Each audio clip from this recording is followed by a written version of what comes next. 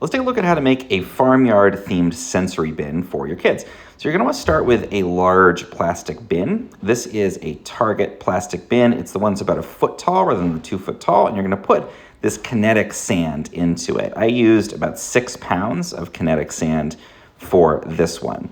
And kinetic sand is great because it holds together. You can kind of play with it, but it doesn't get all over the place like traditional sand would. It stays more contained. It's almost like Play-Doh mixed with sand.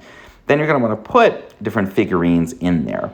So you can get different kind of farmyard or even construction equipment works great in here. Kids can use that to pick up and move the sand, and then try to find some plastic figurines for different farm animals that you can add in. There's some nice packs you can get. And basically you create this really fun bin. It's great for a kid's birthday party, great for just general play, and then you can put the lid on it when you're done playing, keep everything contained in there. It's a super fun little sensory activity.